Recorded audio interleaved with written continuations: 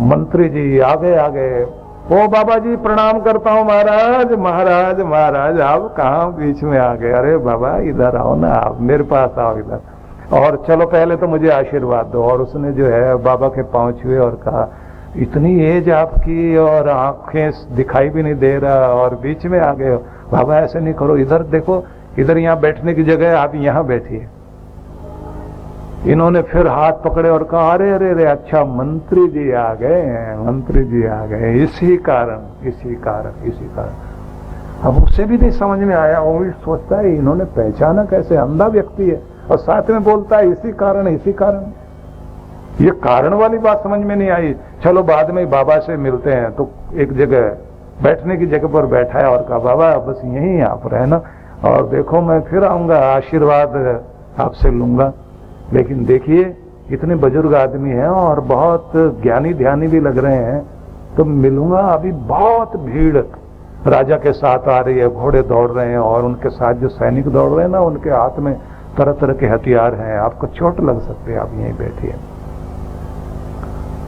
और जैसे ही वो घोड़े दौड़ते हुए आगे आए और इतनी देर में ये बाबा भी थोड़ा आगे सरकना शुरू हो गया, और जहां जय जयकार हो रही थी, राजा सामने आने ही वाला था, बस ये बाबा भी चल के और एकदम रथ के पास आ गया, गिरने ही लग रहा था। राजा ने रथ रोका, नीचे उतरा और सब स्तब्ध, आवाज किसी की नहीं आ रही, सबको लग रहा है कि अब सजा मिलेगी। और वो चलते हुए गए और जाकर बाबा का हाथ पकड़ा और कहा, चलिए मेरे साथ, आप पार करना चाह रहे हैं ना। सड़क पार कराई और सड़क पार कराने के बाद कहा, बाबा तुम्हारे कपड़े देखकर लगता है बच्चे ध्यान नहीं रखते आपका, आपने ठीक से कुछ खाया पिया, आप अपना ध्यान रखा करें। और देखिए ये उम्र भक्ति की है, अपना नाम जब भगवान का नाम लेने में अपने मन को लगाना है। भीड़ में आ गए हो। और ऐसे कहते कहते उन्होंने कहा, बाबा मैं आपके आगे पहले तो झुककर आपको प्रणाम करता हूं, सबके लिए दुआ करो। दुआ में, प्रार्थना में बड़ी ताकत है, सबके लिए मंगल कामना करो, सब सुखी हो। और बाबा हाथ पकड़ना चाह रहा है लेकिन पकड़ नहीं पा रहा, बांह पकड़ रखी है राजा ने।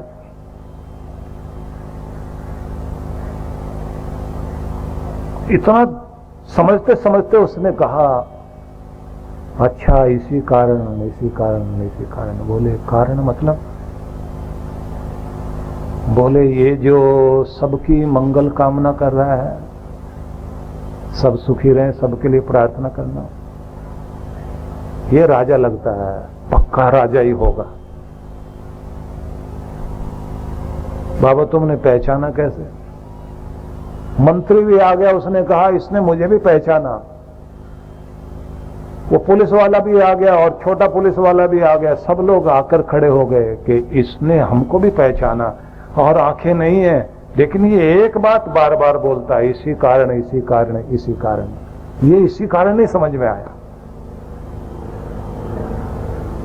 राजा ने कहा, बाबा ये बात तो मैं भी जानना चाहता हूं, आपने मुझे भी पहचान लिया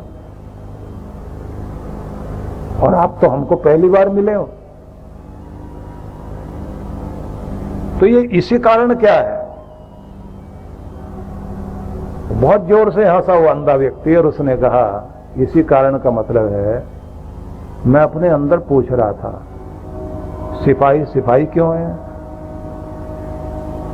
इंस्पेक्टर इंस्पेक्टर क्यों है, मंत्री मंत्री क्यों है, राजा राजा क्यों है? तो मुझे जो समझ में आया तो फिर मैंने कहा, अपने अंदर ही कहा, इसी कारण इसी कारण। बोले महाराज समझाओ तो सही। बोले उसका जो वो सिपाही जैसे बोल रहा था ना, और जैसे डांट के फटकार के जिस तरह की उसकी योग्यता थी, उसी तरह से वो बोल भी रहा था। तो मैं ये सोच रहा था कि भगवान ने इसको सिपाही क्यों बनाया, तो समझ में आया इसी कारण बनाया क्योंकि इसकी यही योग्यता है, इसकी यही अक्ल है, इसका यही व्यवहार है। अगर इसकी अक्ल सही होती, बात करने का तरीका अच्छा होता, सोचने का तरीका अच्छा होता, तो ये सिपाही नहीं बनता, तो ये तो सब इंस्पेक्टर बनता। और सब इंस्पेक्टर आया, उसका बात करने का तरीका बता रहा था कि इसको सब इंस्पेक्टर या इंस्पेक्टर क्यों बनाया गया। और मंत्री जो आते एकदम पांव भी छुए, आशीर्वाद लिया और लेकर गया। पता लगा कि ये इस लायक था कि इसको मंत्री बनाया जाता, और ये जो सबकी मंगल कामना कर रहा है, पता लग गया इसी कारण राजा है, क्योंकि इसके पास अंदर इसके दिमाग में वो है कि इसे राजा बनाया जाए। मैं पूछ रहा था अपने मालिक से, परमात्मा से, मंत्री मंत्री क्यों है, राजा राजा क्यों है। अंदर से जवाब मिल रहा था और मैं बोलता जा रहा था, इसी कारण, इसी कारण, इसी कारण। आप जो कुछ हैं, क्यों हैं, वो कारण जरूर ढूंढ लीजिए, और बीच में बोलना इसी कारण, इसी कारण, इसी कारण, इसी कारण हो। उस इसी कारण को हटाना सीख जाइए, तो आप देख लीजिए कि आपके पास फिर जो कुछ अच्छा आएगा, फिर आपको याद आएगा इसी कारण, इसी कारण, इसी कारण हुआ। बस वही याद कर लेना। इसलिए मैं जब आपको इतना इतना गीता का संदेश सुनाना चाहता हूं, तो मेरे सामने ये प्रश्न बार बार उठ रहा है कि बहुत सारी चीज एकदम बता दूं, आप नहीं पकड़ पाओगे। लेकिन अगर एक एक पर आपने ध्यान देना शुरू कर दिया और आप एक एक चीज को भरना शुरू करोगे अपने अंदर, जो उसका रिजल्ट आपको मिलने लग जाएगा, तो फिर आपको ध्यान आएगा कि मैंने जिसका अभ्यास किया, जिस गुण का अभ्यास किया, वो गुण मेरे अंदर आया, उसने मुझे एक योग्यता दी। उस योग्यता के कारण फिर क्या हुआ, जो कुछ मिला आपको, तब आप क्या कहोगे, इसी कारण, इसी कारण, इसी कारण, इसके कारण हुआ। अगर ये कारण ना होता तो मैं ये ना बनता, मुझे ये ना मिलता। बस आप उस इसी कारण को याद कर लीजिए कि घर में कलह है तो किस कारण, और बाद में जवाब देना इसी कारण। तो किस कारण और इसी कारण, बस इसको दो को याद कर लीजिए, काम आपका बन जाएगा। सुनाना तो मैंने और भी है, लेकिन ये एक अकेला ही काम कर जाएगा आपके लिए, किस कारण और इसी कारण। तो भगवान कह रहे हैं, सबसे पहले बुद्धि का शुद्धिकरण, मानसिक स्तर ऊंचा उठाइए आप। ये मानसिक स्तर अगर आपका ऊंचा उठता है तो बस इसी कारण फिर बात बनेगी। और अपने आप अंदर से पूछिए किस कारण, बोले इसी कारण। तो पहला हुआ बुद्धया विशुद्धया, बुद्धि की शुद्धि, समझदारी, मति ना मारी जाए, अक्ल ना मारी जाए, अक्ल खराब ना हो जाए, उल्टी मति ना हो जाए। क्योंकि जब वो सजा देगा, डंडा लेकर मारने नहीं आएगा, बस अक्ल का स्टीयरिंग घुमा देगा। अगर स्टीयरिंग ही गलत घुमा दिया तो गाड़ी तो गलत जाएगी ना। बुद्धि ही आपका स्टीयरिंग है कार का, आपका बैलेंस बिगड़ता है इसी के कारण। तो सबसे पहले आपके पूरे देश में एक ही तो नियम है हमारे हिंदू समाज का, लोगों से, बड़ों से, गुरुओं से क्या कहते हैं, सिर पे हाथ रखो। मंदिर में क्या करते हैं, सिर झुकाते हैं। किस लिए? इसके अंदर, सिर के अंदर क्या रहती है, अक्ल। इसको आशीर्वाद देते हैं हम लोग, इसी के लिए आशीर्वाद मांगते हैं। अक्ल ठीक रहे, बुद्धि ठीक रहे, विवेक ठीक रहे, समझदारी बनी रहे, मस्तिष्क सही काम करता रहे। कृष्ण भी क्या कहते हैं, श्री कृष्ण समझा रहे हैं, बुद्धया विशुद्धया, बुद्धि शुद्ध रहे। लोग अपने बच्चों को लेकर आते हैं, इनके सिर पे हाथ रखो, इनकी अक्ल ठीक रहे। भारत में सबसे ज्यादा प्रसिद्ध है गायत्री मंत्र, बहुत बोला जाता है। उसमें भी क्या प्रार्थना, धियो यो नः प्रचोदयात्, भगवान हमारी बुद्धि को सही मार्ग पर चलने के लिए प्रेरित कीजिए। अर्जुन ने कृष्ण से क्या मांगा था, मेरे जीवन के रथ को हाँकने वाले, चलाने वाले आप बन जाइए, जिधर मुझे जाना चाहिए उधर लेकर आप चलिए, मैं कर्म करूं, चलाने वाले आप बन जाओ। तो अपनी बुद्धि को भगवान से जोड़ दीजिए, वहां से मिलती भी प्रेरणाएं आपको कभी गलत नहीं होने देगी और आप गलत नहीं कर पाओगे। गलत होना भी चाहोगे तो कोई न कोई कारण बनेगा, आप फिर से संभल जाओगे। इसलिए अपने आप को भगवान के हवाले कीजिए। हवाले करने का तरीका है मत्था टेकना, आशीर्वाद लेना, सिर झुकाना, विनम्रता से आपको अपने आप को झुकाना आ जाना चाहिए। यहीं से शुरुआत होगी। ये पहला पॉइंट पकड़ लीजिए।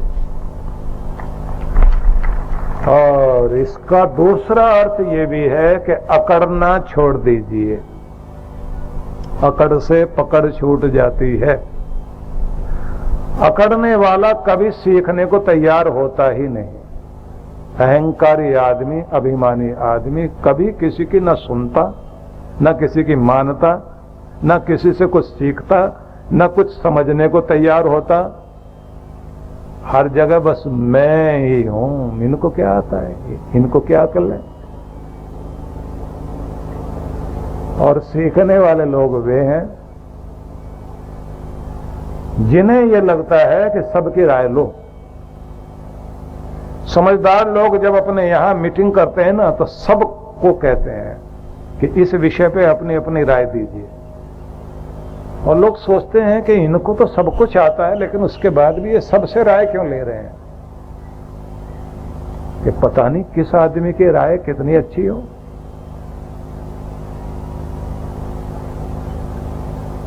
जापान की बात कर रहा था, तो जापान में ये घटना और घटी थी।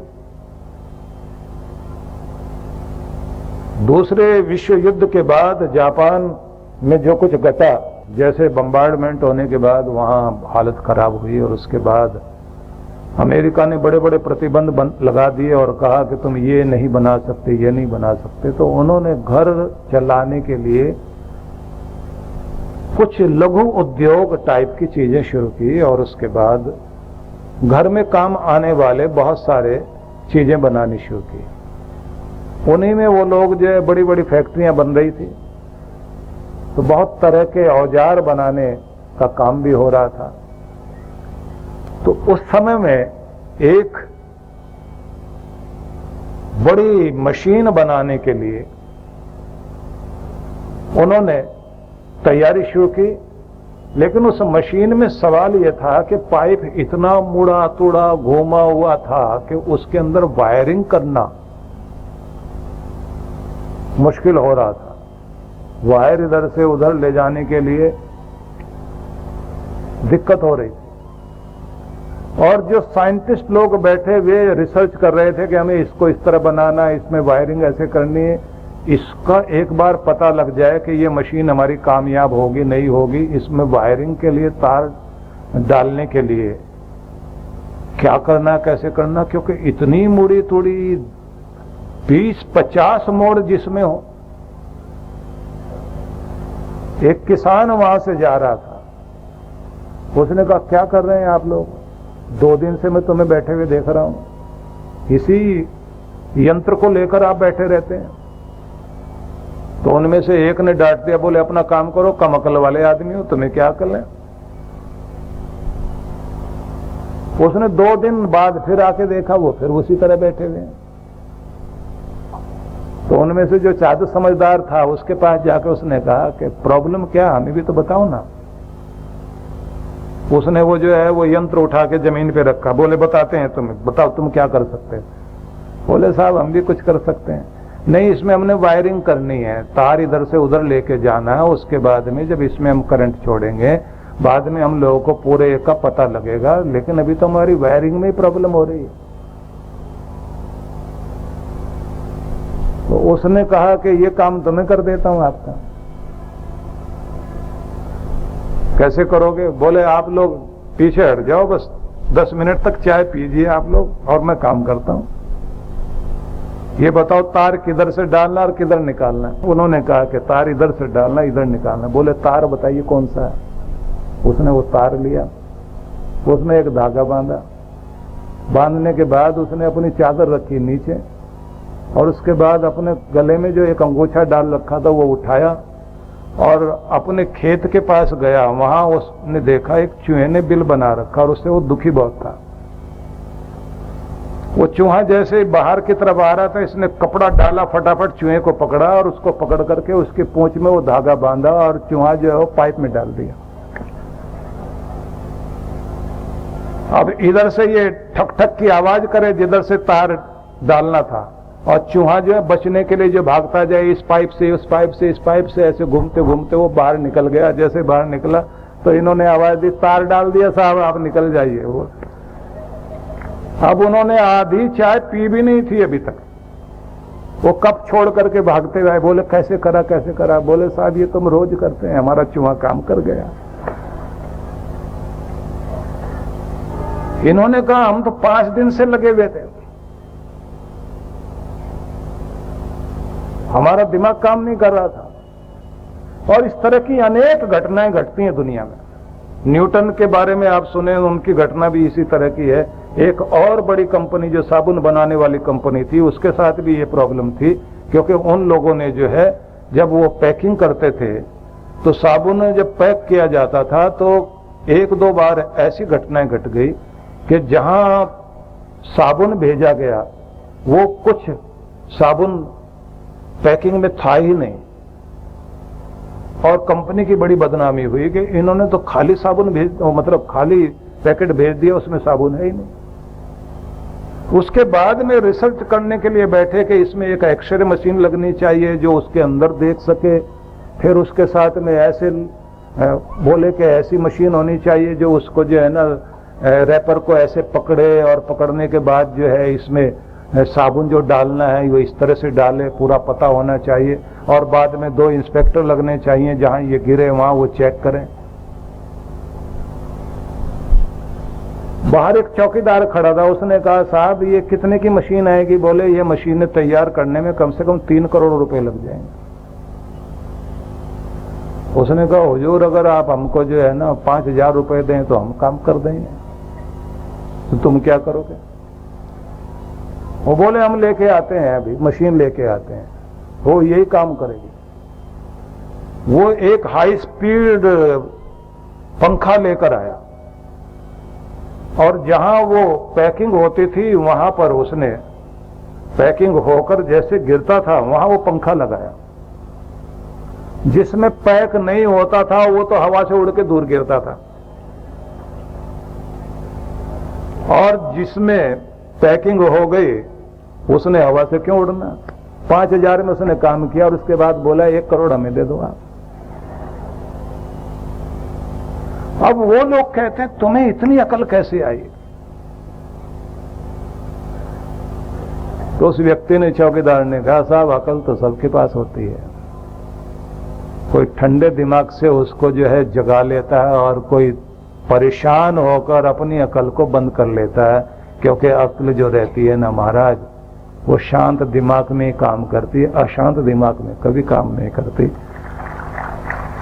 और ये भी समझ लेना कि सारी अकल आपके पास नहीं है, देने वाले ने सबको कुछ दे रखा है। इसलिए एक अपनी राय को ही सब कुछ मत मानो।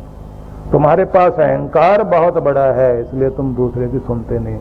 वैसे उस किसान ने भी कहा था कि तुम लोगों ने 5 दिन अपने खराब किए और सबका सिर दर्द हो गया। अगर अपना अहंकार छोड़ के आप हमारी बात सुन लेते तो बात पहले बन जाती। अभिमान सीखने नहीं देता, अभिमान किसी की मानता ही नहीं, अकड़ किसी की बात सुनती ही नहीं, अकड़ किसी की बात को समझना चाहती भी नहीं, अकड़ किसी चीज को सीखने को भी तैयार नहीं होती। इसलिए हम लोग पीछे जाते हैं। ये गीता ऐसी साधारण शब्दों में असाधारण चीज बोलने वाली चीज ऐसी नहीं है। शब्द लगते हैं बहुत साधारण है, लेकिन इतना गूढ़ ज्ञान है कि तुम आना चाहते हो इस आनंद की तरफ और जीवन को सफल बनाना चाहते हो, सबसे पहले एक ही काम करो, तुम्हारी बुद्धि शुद्ध बुद्धि हो, शांत हो, सात्विक हो, इस खोपड़ी को ठीक रखो और यहीं से तुम्हारी जिंदगी की यात्रा आगे बढ़ेगी। आगे फिर कहा वृत्त्यात्मानम नियम्य च, धैर्य पूर्वक आत्म संयम पर ध्यान दो, खुद पर कंट्रोल करना और अपने नियमों को बना के चलना। किसी भी आदमी की ऊंचाई में एक बात यह भी आती है, उसका धीरज कितना बड़ा है। क्योंकि कोई भी चट्टान अगर 100 हथौड़े मारने से टूटी है, तो जिसने वो आखिरी हथौड़ा मारते हुए देखा, जिससे वो टूटी है चट्टान, परिणाम तो एक का दिखाई देता है, लेकिन उसके पीछे जो 99 चोट लगी है उसका रिजल्ट दिखाई नहीं देता, लेकिन उसका रिजल्ट होता है अंदर। आपका लगातार का जो अभ्यास है वो चोटें हैं जो उस पत्थर को अंदर अंदर कमजोर कर रही थी। और जिस दिन आपके नियम का रिजल्ट आता है, आप कहते हैं आज तो बात बन गई, इससे पहले नहीं बनी थी, बात तो बन रही थी, रिजल्ट आज आया है। आपका लगातार का अभ्यास एक दिन रिजल्ट लाएगा और परमात्मा के दर्शन होंगे आपकी जिंदगी में।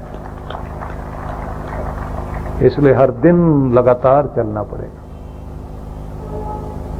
हर दिन के नियम को छोड़ना नहीं। आधा अधूरा मन लेकर मत बैठना। कोई भी काम करना है तो आप एक बात ध्यान रख लीजिए कि हमारे यहां हमारे सब ग्रंथों में जो एक महिमा गाई गई है, आशीर्वाद भी मांगते हैं, अखंड सौभाग्य का मांगते हैं, और नियम को भी क्या कहते हैं, अखंड नियम। तो अखंड शब्द को ध्यान में रख लीजिए। टूटने मत दो अपने नियम को, टूटने मत दो अपने मन को, टूटने न दो अपनी भक्ति को। लोग तो भंडारा भी करते हैं तो अखंड भंडारा करते हैं, लगातार चलेगा। अब कुंभ का मौका आ रहा है ना, अब कुंभ में 15 जनवरी से शुरुआत होगी। जो श्रद्धालु प्यारे भक्त लोग होते हैं ना,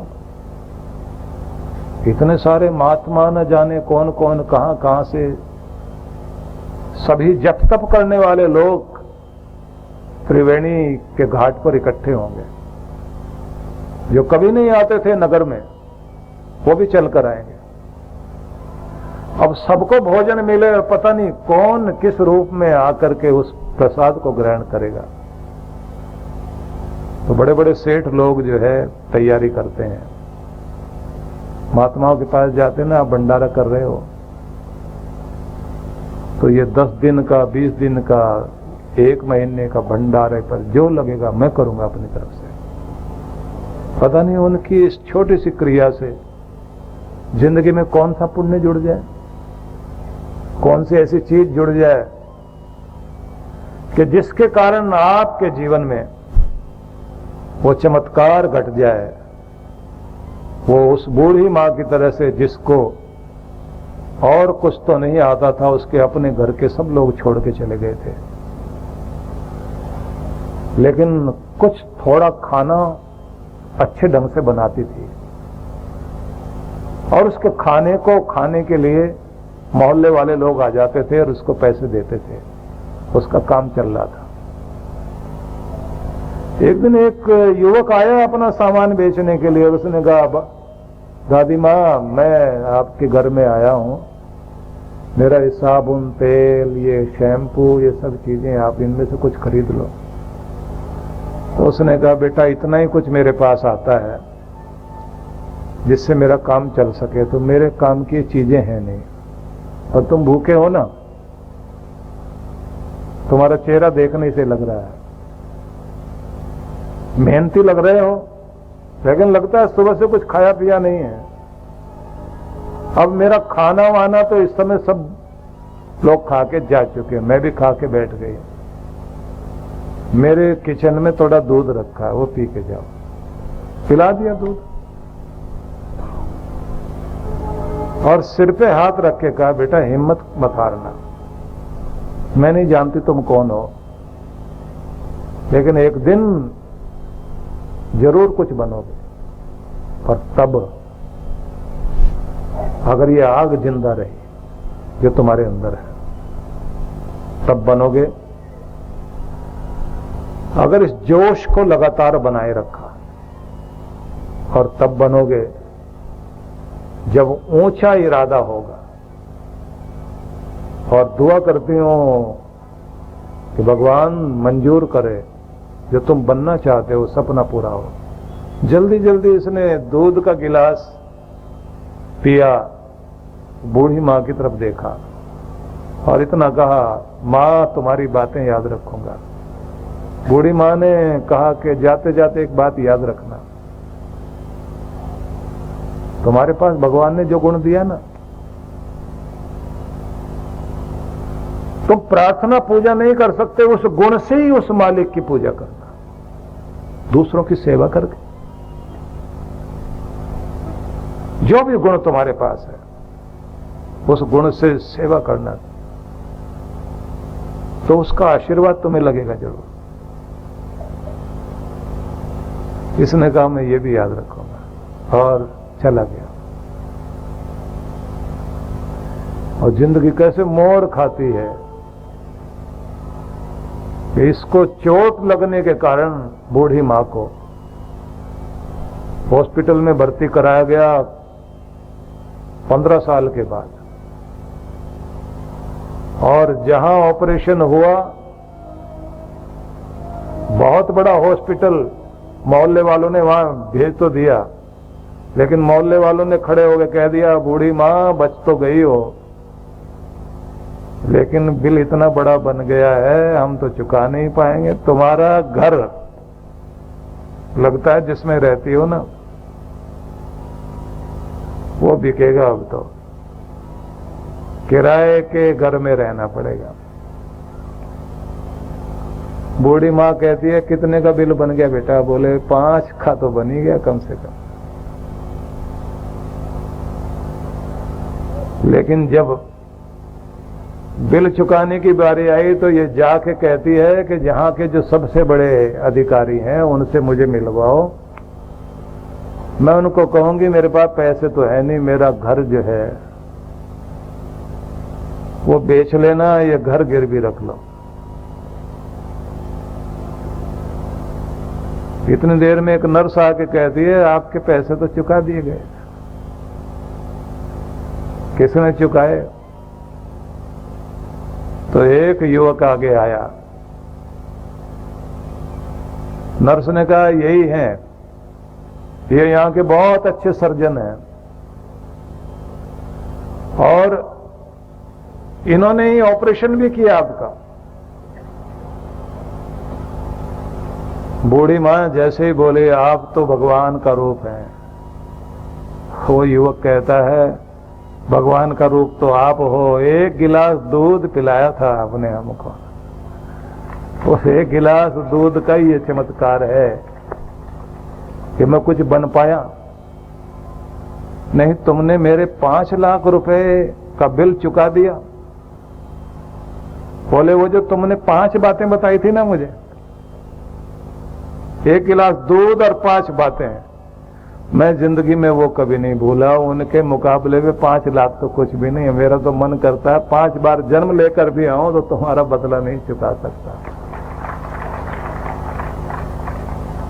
बूढ़ी मां कहती है, 1 गिलास दूध इतना बड़ा काम कर सकता है? आज समझ में आया, 1 गिलास दूध इतना बड़ा काम कर गया। वो युवक फिर कहता, मां जो तूने उस समय दुआएं दी थी अनजान को देख के, और जिस तरह से कहा था प्यार से, ऐसा कोई अपना ही कह सकता है, क्योंकि मेरी तो न मां न पिता। मैं तो ऐसे ही सामान बेच बेच के पैसे इकट्ठे करता था